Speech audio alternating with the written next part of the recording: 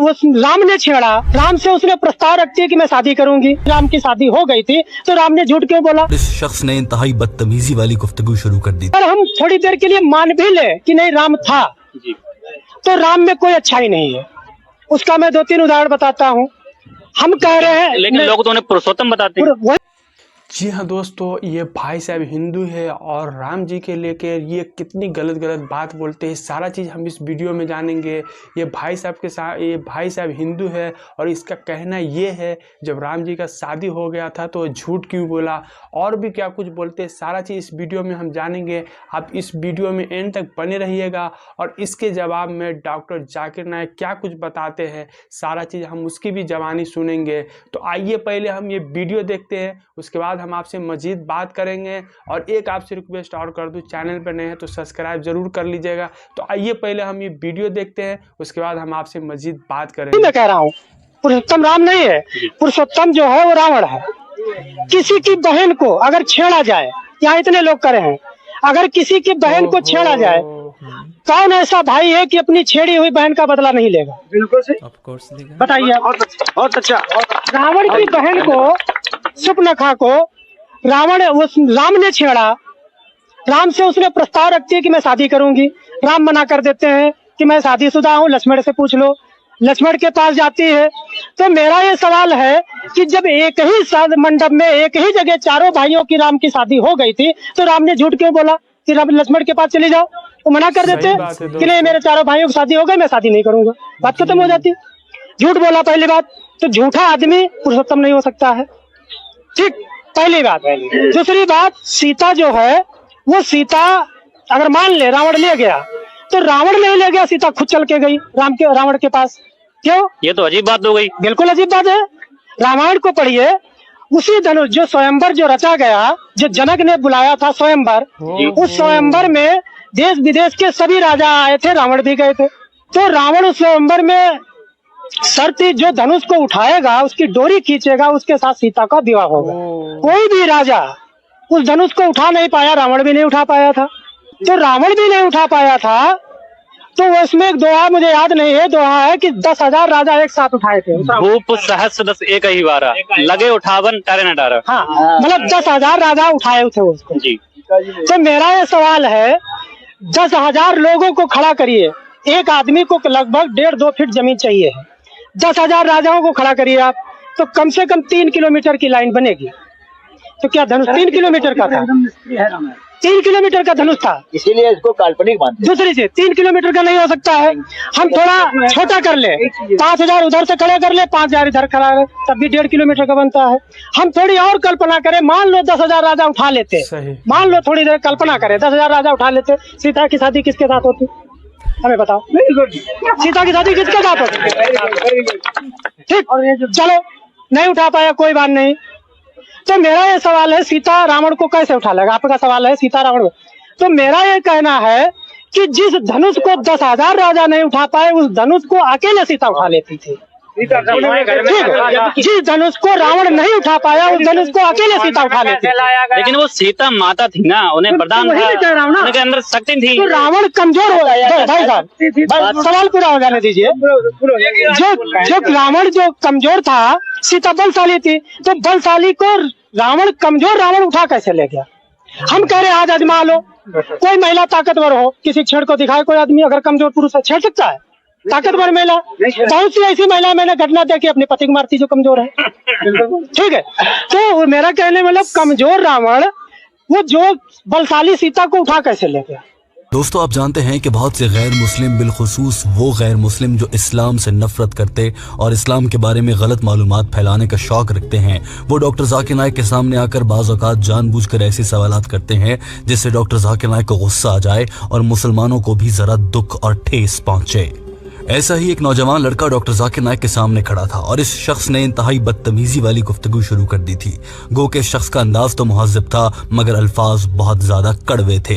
इस लड़के ने कहा था कि नबी करीम सल्लल्लाहु अलैहि वसल्लम को दुनिया भर के मुसलमान इस हद तक क्यों पूजते हैं कि वो उन्हीं की जैसा बनना चाहते हैं। वो कोशिश करते हैं कि वो लंबे बाल रखें जैसा कि नबी पाक सल्लल्लाहु अलैहि वसल्लम के थे। अगर नबी सल्लल्लाहु अलैहि वसल्लम ने हजर अस्वद को बोसा दिया है तो मुसलमान भी उन्हीं की तरह गुजारा करने की कोशिश करते हैं। ये तो मुसलमान, जब इस्लाम ने कह भी दिया है कि नबी करीम सल्लल्लाहु अलैहि वसल्लम अल्लाह की ज़ात से बढ़कर नहीं है, तो मुसलमान उन्हें इतनी अहमियत क्यों देते हैं? इस लड़के ने साथ में ये भी कहा था कि नबी करीम सल्लल्लाहु अलैहि वसल्लम हम सब के जैसे इंसान ही तो हैं। अगर हम सिर्फ एक इंसान को जो कि आखिरी नबी हैं उन्हें बहुत ज्यादा इज्जत देंगे, उन्हीं के नक्शे कदम पर चलेंगे, तो इसका तो मतलब ये हुआ कि हम अल्लाह को भूल गए हैं। इस शख्स का ये सवाल इंतहाई चुभने वाला था और यकीनन मुसलमान कोई भी हो उसे ये सुनकर गुस्सा आ जाएगा, आपको भी आ रहा होगा। अंग्रेजी जबान में पूछे गए इस सवाल का डॉक्टर जाकिर नाइक ने अंग्रेजी जबान में ही इंतहाई शानदार जवाब दिया था। आपसे इल्तमास है कि इस वीडियो को आखिर तक देखिए ताकि आप जान सकें कि इसमें हुआ क्या और डॉक्टर जाकिर नाइक ने अपनी जहानत से कितना खूबसूरत जवाब दिया। आइए आपको दिखाते हैं कि शख्स ने क्या सवाल किया था। With regards to the practice of Sunnat, I am told that it is actually emulating the practices done by Prophet Muhammad.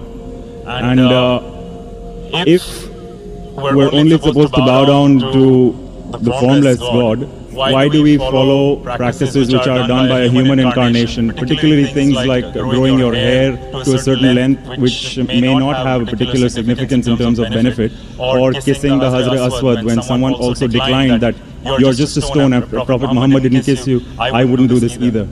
इस शख्स ने कहा था कि अगर हम मुसलमानों को ये कहा गया है कि सिर्फ अल्लाह के सामने झुकना है, तो हम नबी करीम सल्लल्लाहु अलैहि वसल्लम की जो भी काम थे उन्हीं को दोहराने की यानी कि सुन्नत पर पूरे उतरने की कोशिश क्यों करते हैं? ये सवाल बहुत दिलचस्प था और अहम भी। डॉक्टर जाकिर नाइक ने भी इस सवाल को बहुत अहम और अच्छा सवाल करार देकर अपनी गुफ्तगू का आगाज किया, मगर आगे चलकर देखिए डॉक्टर जाकिर नाइक ने किस तरह से इस लड़के की अच्छे से धुलाई कर दी। अभी इस शख्स का आधा सवाल ही हुआ था कि डॉक्टर जाकिर नाइक अपनी नशिस्त को छोड़कर माइक्रोफोन के सामने आकर खड़े हो गए, क्योंकि वो भी इस सवाल का जवाब देने को बेताब नजर आ रहे थे। डॉक्टर जाकिर नाइक ने सबसे पहले आते ही कहा कि नबी करीम सल्लल्लाहु अलैहि वसल्लम एक मुकम्मल इंसान है। जैसा कि आज के दौर में हम इंसान हैं, वैसे ही वो इंसान है, मगर वो दुनिया में आज तक आने वाले इंसानों में से सबसे अच्छे इंसान हैं। वो किसी इंसान का रूप नहीं है, इंसान है मगर सबसे अच्छे। Copy him if he is the incarnation of, he's not incarnation of God. So in your sentence, a human form. He is a human being. He is the best human being, but he is not God. Doctor Zakir Naik ने कहा कि नबी करीम सल्लल्लाहु अलैहि वसल्लम हैं तो हम जैसे ही इंसान, मगर वो सबसे अच्छे हैं, लेकिन इसके बावजूद वो खुदा के बराबर दर्जा नहीं रखते।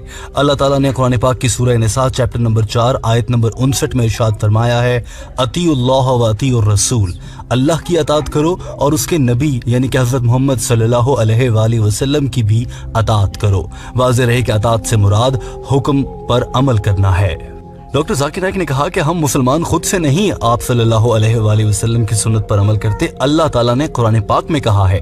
जैसे मैंने आपको कुरान पाक की आयत से हवाला दिया है, हम खुद से नहीं कर रहे, अल्लाह के हुक्म पर अमल कर रहे हैं। इसके बावजूद कुछ लोगों को समझ नहीं आती। यही वजह है कि डॉक्टर जाकिर नाइक ने एक अहम मिसाल और दिलचस्प मिसाल भी सबके सामने रखी। उसके बाद यकीनन इस लड़के को समझ आ गया होगा। Quran says in Surah Nisa chapter 4:59, Atiullah o Atiur Rasul, obey Allah and obey the messenger. God has said, God said follow the prophet, we follow. Doctor Zakir Naik ने कहा कि मिसाल के तौर पर मैं किसी कंपनी का मालिक हूं और मैं वहां का बॉस हूं और मैं हुक्म देता हूं कि आज के बाद जो जनरल मैनेजर यानी कि मेरा मातहत ये कहेगा उसकी बात पर अमल करना है। अब जब मैंने कह दिया मैं बॉस हूं कि जनरल मैनेजर की बात पर अमल करना है, तो बस बात खत्म हुई। जनरल मैनेजर की बात पर हर हाल में अमल करना होगा।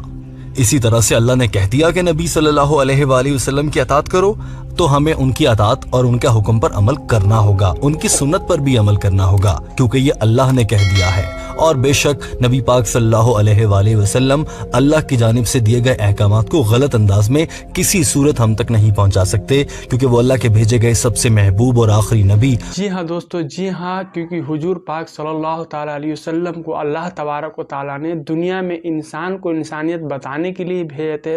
और अल्लाह तबारक व तआला ने खुद फरमाता है कुरान शरीफ में, जो अपने बंदों को मुखाफित करते हुए, जो ऐ मेरे बंदों मेरे महबूब की इताअत करो करो और उनकी हर एक बात मानो। जी हाँ दोस्तों, तो अल्लाह तबारक व तआला अपने महबूब के ज़रिए अपनी जितनी भी अहकाम है सब सारा चीज़ बताने की वो कोशिश की है। और अल्लाह ताला भी फरमा रहे हैं जो हमारे नबी की नक्शे कदम पर चलो, जैसे हमारे नबी ने नमाज़ पढ़ा वैसे आप भी नमाज़ पढ़ो। जी हाँ दोस्तों, उम्मीद है आपको इस वीडियो में काफ़ी कुछ समझ में आ ही गया होगा। तो फिर मिलेंगे एक नेक्स्ट वीडियो के साथ, जब तक के लिए अस्सलामु अलैकुम व रहमतुल्लाहि व बरकातुहू। जय हिंद।